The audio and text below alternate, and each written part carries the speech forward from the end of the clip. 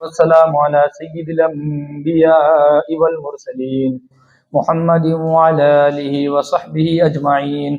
أما بعد فأعوذ بالله من الشيطان الرجيم. بسم الله الرحمن الرحيم. قل هل يستوي الذين يعلمون والذين لا يعلمون. وقال تعالى في موضع آخر: اقرأ باسم ربك الذي خلق الإنسان من علق. اقرأ وربك الأكرم الذي علم بالقلم. وقال النبي صلى الله تعالى عليه وسلم: طلب العلم فريضة على كل مسلم، او کما قال علیہ الصلاۃ والسلام. قابل صدر بزرگوں، دوستوں، دینی بھائیوں، نوجوان ساتھیوں، اللہ تعالیٰ نے دنیا کے اندر بے شمار مخلوقات کو پیدا فرمایا ہے، اور ان بے شمار مخلوقات میں پیدا کرنے کے بعد اللہ تعالیٰ نے جس کو کرامت کا، عزت کا، شرافت کا، لبادہ اور شرافت کا مقام عطا فرمایا ہے، اللہ تعالیٰ نے وہ انسان کو بنایا ہے کہ تمام مخلوقات میں سے اللہ تعالیٰ نے جس کو فضیلت اور برتری عطا فرمائی ہیں وہ حضرت انسان کو عطا فرمائی ہیں۔ اب حضرت انسان کو اللہ تعالیٰ نے اتنی فضیلت کس وجہ سے عطا فرمائی؟ حالانکہ مخلوق ہونے کے ناطے، اللہ تعالیٰ کے بندے ہونے کے ناطے، اللہ تعالیٰ کے مخلوقات ہونے کے ناطے تو سب برابر ہے، مگر اللہ تعالیٰ نے حضرت انسان کو کیوں اتنی زیادہ فضیلت عطا فرمائی ہے؟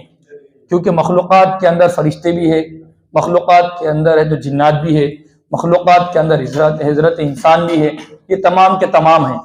اور فرشتے اللہ تعالیٰ کی وہ عظیم الشان مخلوق ہے اور وہ پیاری مخلوق ہے۔ اللہ کریم خود فرشتوں کے بارے میں فرماتا ہے: لا یعصون اللہ ما امرهم ویفعلون ما یؤمرون۔ فرشتے وہ مخلوقات ہے اللہ تعالیٰ کی، اور فرشتے وہ مخلوق ہے اللہ تعالیٰ کی کہ اللہ تعالیٰ نے جو ان کو حکم عطا فرما دیا ہے، اللہ تعالیٰ نے جو ان کو اوامر عطا فرما دیا ہے، اللہ تعالیٰ نے جو ان کو ارشاد فرما دیا ہے، اللہ تعالیٰ نے جو ان کے ذمہ عبادات لگا دی ہیں، اللہ تعالیٰ نے جو ان کو کام عطا فرما دیا ہے، اللہ تعالیٰ نے ان کے اوپر جو فرض ٹھہرا دیا ہیں وہ انہی کاموں کو کرتے ہیں، اس کے علاوہ اللہ تعالیٰ کی کوئی نافرمانی نہیں کرتے۔ مثال کے طور پر جیسے مجھ کو اور آپ کو اللہ تعالیٰ کا ایک حکم ہے کہ تم نماز کو ادا کرو، جیسے مثال کے طور پر اللہ تعالیٰ کا مجھ کو اور آپ کو ایک حکم ہے کہ اگر آپ کے اوپر زکوٰۃ فرض ہوئی تو زکوٰۃ کو ادا کرو، رمضان جیسے مقدس مہینہ آیا تو اس کے اندر روزے رکھو۔ اسی طریقے سے اگر والد صاحب کا انتقال ہو جائے، اگر والد صاحب اگر جائزہ زمین روپیہ چھوڑے تو اس کو شرعی اعتبار سے تقسیم کرو۔ جس طرح یہ اللہ تعالیٰ کے احکامات ہے، اسی طریقے سے جب اللہ تعالیٰ فرشتوں کو جو حکم عطا فرماتا ہے، فرشتے یہ نہیں ڈھونڈتے کہ اللہ تعالیٰ یہ کیوں کرنا ہے، کیسے کرنا ہے، اس کے اندر نافرمانی نہیں کرتے۔ جیسے اللہ تعالیٰ جو حکم دیں گا اس کو بیڑا چومو چرا اس کو ادا کر دیں گے۔ اسی طریقے سے فرشتوں کو جو اللہ تعالیٰ نے بنایا ہے وہ نور سے بنایا، اور ایک مخلوقات ہے اللہ تعالیٰ کی جنات، اللہ تعالیٰ نے ان کو آگ سے بنایا، اور جب حضرت انسان کو بنایا اللہ تعالیٰ نے وہ ایک ہے تو ہلکی مٹی سے بنایا اور کھنکھراتی مٹی سے بنایا، جس کو میں اور آپ کیچڑ کے مانند سمجھتے ہیں، جس کے اندر بو شروع ہو گئی تھی، اللہ تعالیٰ نے حضرت انسان کو ویسا پیدا فرمایا۔ اور خود اللہ تعالیٰ فرماتے: اقرأ بسم ربک الذی خلق الانسان من علق۔ پاکیزہ ذات ہے، اقرأ بسم ربک الذی خلق، پاک ہے آپ کی ذات جس نے آپ کو پڑھنا لکھنا سکھایا۔ اور اللہ تعالیٰ نے انسان کو بنایا لوتھڑے سے، لوتھڑا یعنی خون کے قطرے سے، خون کے ایک ڈھیلے سے، خون کے ایک ڈلے سے، ایک جمے ہوئے خون سے اللہ تعالیٰ نے تمام کا تمام ہماری اور آپ کی صورتیں بنائی ہیں۔ یہ اللہ تعالیٰ نے انسان کو کرامت اور عزت عطا فرمائی ہے۔ اور اللہ تعالیٰ نے جب حضرت انسان حضرت آدم علیہ نبینا علیہ السلام کو پیدا فرمایا تو فرشتوں نے دیکھا تو فرشتوں نے پوچھا کہ اللہ آپ ایک مخلوق پیدا کرنے والے ہیں۔ اللہ تعالیٰ نے کہا کہ میں ایک ایسی مخلوق پیدا کرنے والا ہوں جس کو میں اپنا جانشین بناؤں گا، جس کو میں ہے تو اپنے اوامر کو نازل کرنے کے واسطے، اپنے اوامر کو نافذ کرنے کے واسطے اپنے ایک بندوں کو بھیجوں گا۔ فرشتوں نے کہا کہ اے اللہ، جہاں تک عبادات کا معاملہ ہے، جہاں تک اطاعت کا معاملہ ہے، جہاں تک آپ کی عبادت اور بندگی پرستش کا معاملہ ہے وہ تو ہم کر رہے ہیں۔ تو اللہ تعالیٰ نے فرمایا ہے: انی اعلم ما لا تعلمون، اے فرشتوں میں جو کچھ جانتا ہوں حضرت انسان کے بارے میں، جتنا ان کے بارے میں مجھ کو معلومات ہے تم کو معلومات نہیں ہے۔ تو فرشتے جب اللہ تعالیٰ کا یہ حکم سن گئے تو فرشتے بھی کیا ہو گئے؟ خاموش ہو گئے۔ الغرض میرے دوستو، اللہ تعالیٰ نے حضرت انسان کو بڑا عالی شان مقام عطا فرمایا ہے، اور یہ مقام و مرتبہ اللہ تعالیٰ نے جو حضرت انسان کو عطا فرمایا ہے وہ علم کی بنیاد پہ عطا فرمایا ہے۔ یہ ہے میرے کہنے کا مقصد۔ یہ اتنا مقام و مرتبہ کیوں عطا فرمایا اللہ تعالیٰ نے؟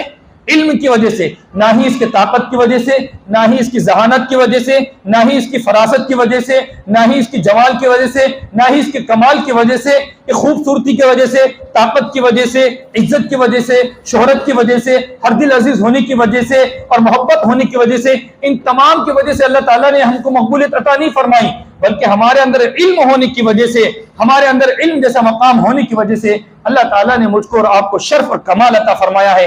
حضرت آدم علیہ السلام کو جب اللہ تعالیٰ نے پیدا فرمایا تو اللہ تعالیٰ نے فرمایا کہ اے آدم فلاں کا نام بتاؤ، فلاں کا نام بتاؤ، فلاں چیز کا نام بتاؤ۔ مثال کے طور پر حضرت آدم علیہ السلام کے سامنے مثال کے طور پر آپ کو کہنے کے لیے اور سمجھانے کے لیے اللہ تعالیٰ نے حضرت آدم علیہ السلام کے سامنے پنکھے کو پیش کیا، لائٹ اور بلب کو پیش کیا، اسی طریقے سے چمچے کو پیش کیا، اسی طریقے سے بھگونوں کو پیش کیا۔ یہ تمام چیزوں کو پیش کرنے کے بعد حضرت آدم علیہ السلام نے فرمایا کہ یہ چمچہ ہے، یہ بھگونا ہے، یہ گلاس ہے، یہ فلاں چیز ہے، یہ ہانڈی ہے، یہ تمام کے تمام نام حضرت آدم علیہ السلام نے گنا دیے۔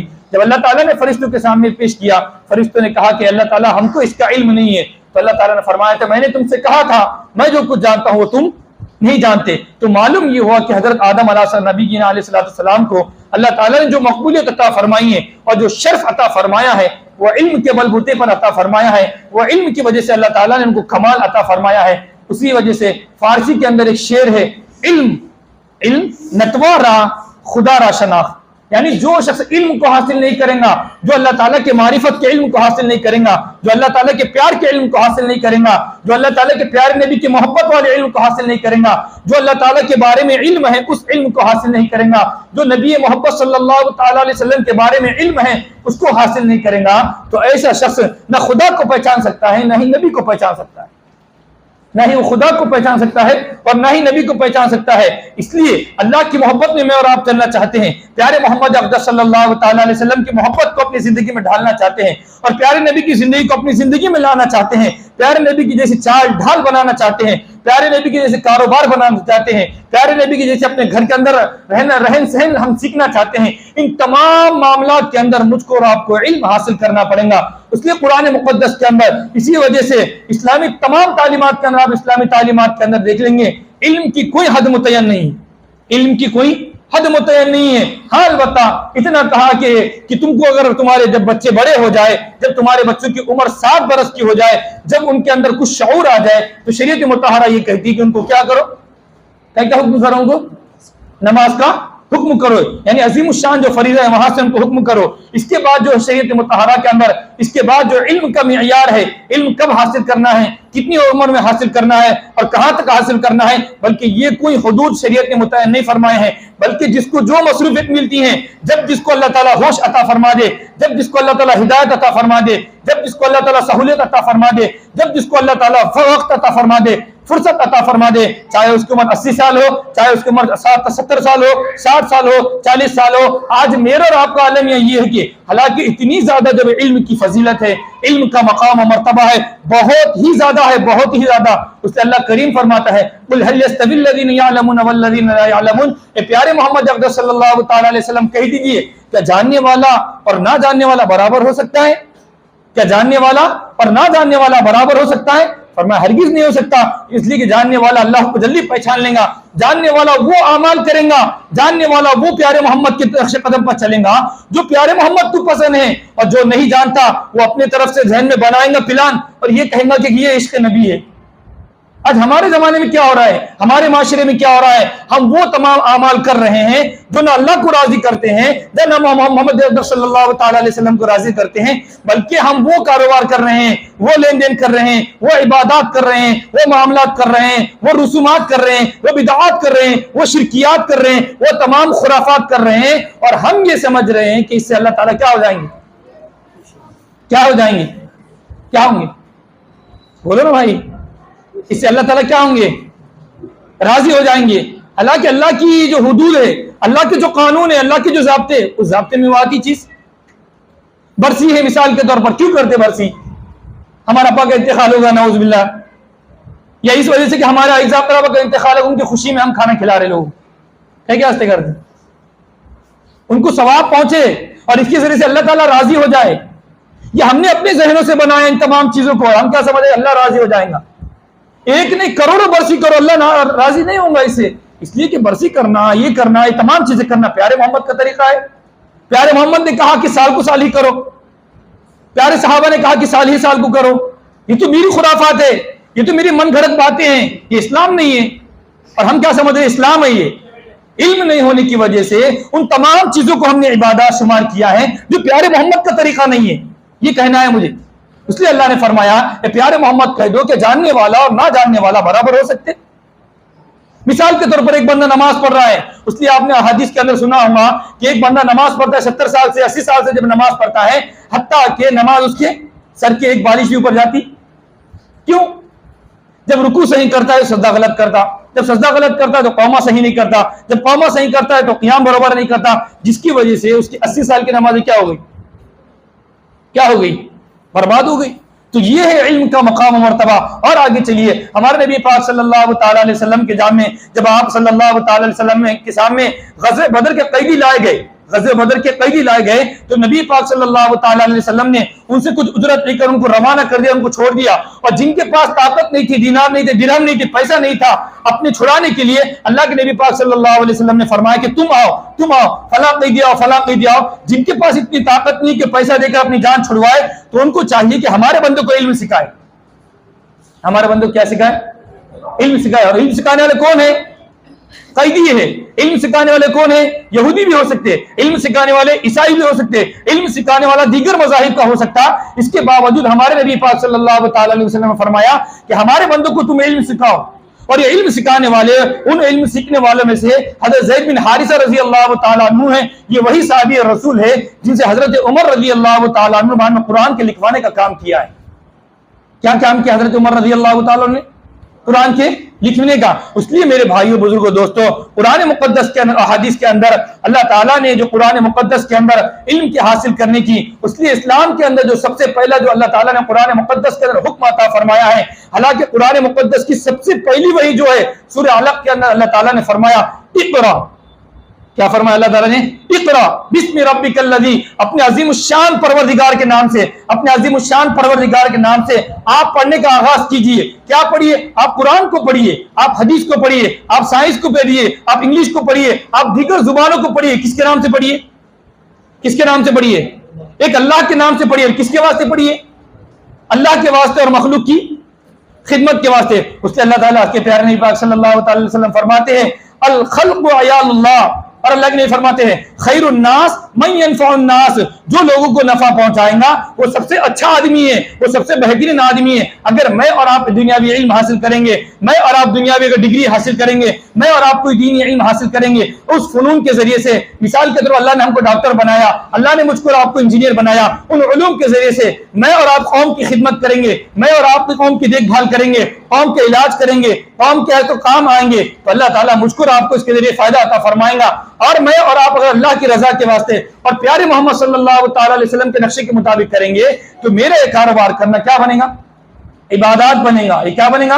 عبادات بنے گا۔ اس لیے کہ میرے بھائیوں بزرگوں دوستو، ہمارے معاشرے کے اندر، ہمارے خاندانوں کے اندر، ہمارے سماج کے اندر، ہمارے مسلم برادری کے اندر یہ دیکھنے میں آ رہا ہے کہ علم سے میں اور آپ بہت دور ہوتے جا رہے ہیں۔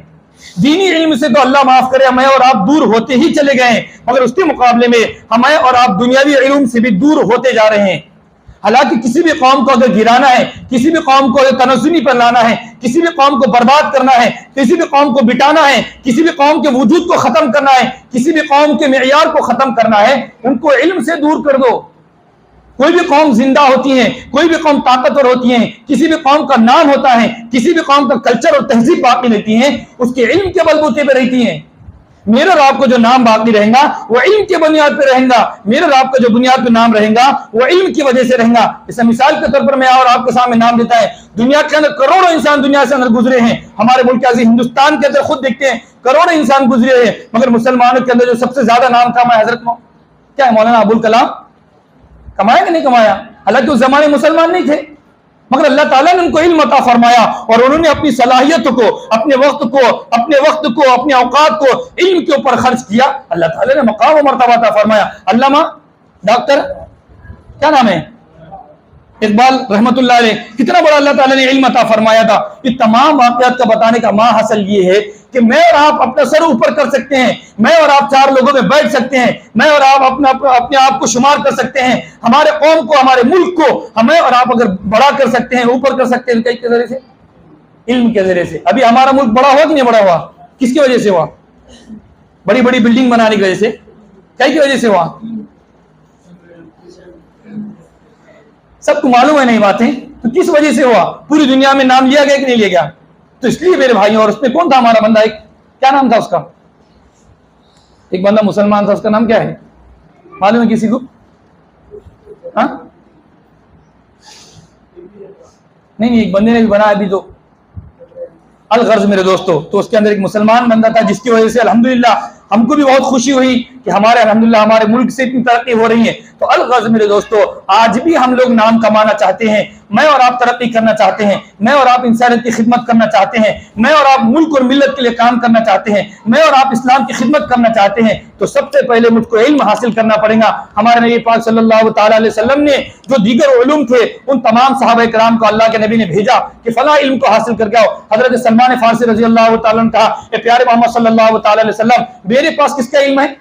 توپ بنانے کا علم ہے. میرے پاس کس کا علم ہے؟ خندق کھودنے کا علم ہے. تو اللہ کے نبی نے ان کے علم کو قبول کیا, اور مسلمانوں کو کتنا فائدہ ہوا ان کے علم سے, ہوا کہ نہیں ہوا فائدہ؟ تو یہ ہے علم کا حاصل کرنا, چاہے وہ دنیاوی علم ہو چاہے دینی علم ہو. ہر البتہ دنیاوی علم کے اندر یہ ہے کہ ہم ہمارے بچوں کو ایسے اسکول میں داخل کریں جہاں پر میرے اور آپ کے بچوں کی, جہاں پر میرے اور آپ کے بھائیوں کی, جہاں پر میرے اور آپ کی بہنوں کی دین کی حفاظت ہوتی ہو. اس لیے کہ سب سے پہلے بنیادی بات یہ ہے کہ ہمارے نزدیک سب سے بڑا درجہ جو ہے وہ اللہ تعالیٰ کا ہے اور پیارے محمد صلی اللہ تعالی علیہ وسلم کا ہے. اس لیے ہم سب سے پہلے اپنے عقیدے کی حفاظت کریں, ایسے اسکول میں داخل کریں, ایسے کالج میں داخل کریں, ایسی یونیورسٹیوں میں داخل کریں جہاں پر ہمارے بچوں کی ذہن کی حفاظت ہوتی ہو, عقیدے کی حفاظت ہوتی ہو, اسلام کی حفاظت ہوتی ہو, قرآن کی حفاظت ہوتی ہو. ہوتا یہ ہے کہ بعض لوگ یہ ہے کہ پڑھا رہے دنیاوی تعلیم تو اتنا پڑھا رہے کہ دینی تعلیم کی کوئی فکر نہیں ہے. بلکہ مجھ کو اور آپ کو جہاں اسلام یہ تعلیم دیتا ہے, ہم کو اسلام یہ کہتا ہے کہ ہر اعتبار سے, چاہے دینی علم ہو چاہے دنیاوی علم ہو, چاہے دنیا کا معاملہ ہو چاہے دین کا معاملہ ہو, ہمارے نبی پاک صلی اللہ تعالی علیہ وسلم نے ہم کو یہ عطا فرما دیا, یہ اللہ کے نبی نے آزاد چھوڑ دیا کہ آپ کتنا بھی علم حاصل کر سکتے ہیں اور ملک اور ملت کے قوم کی خدمت کر سکتے ہیں. اس لیے میرے بھائیوں بزرگوں دوستو, علم کے میدان میں مجھ کو اور آپ کو آگے بڑھنا چاہیے, دینی اعتبار سے بھی آگے بڑھنا چاہیے اور دنیاوی اعتبار سے بھی ہم کو اور آپ کو آگے بڑھنا چاہیے. اور ہم کو علم حاصل کرنے کے بعد ہر کاروبار کو کرنا چاہیے. دین کے اعتبار سے بھی رمضان آئے تو اس کے مسائل کو حاصل کرے, زکوٰۃ آئے تو اس کے مسائل کو حاصل کرے, حج آئے تو اس کے مسائل کو حاصل کرے, نماز ہو تو اس کے مسائل کو حاصل کرے, پراپرٹی کے مسائل کو حاصل کرے. اللہ مجھ کو اور آپ کو اولاد عطا فرما دے تو اولاد کے کیا حقوق ہے ان تمام معاملات کو حاصل کرے. یہ تمام علوم کو حاصل کریں گے, علم کو حاصل کریں گے تو اللہ تعالیٰ میرے اور آپ کی عمروں میں برکت عطا فرمائیں گا اور میرے اور آپ کے دین کے مطابق گزرنے والی بنیں گی. اللہ کریم سے دعا ہے کہ اللہ تعالیٰ مجھ کو اور آپ کو مرتے دم تک دین اور دنیا کا علم حاصل کر کے ملک اور ملت کی خدمت کرنے کے اللہ تعالیٰ مجھ کو اور آپ کو توفیق عطا فرمائے. وآخر دعوانا الحمدللہ رب العالمین.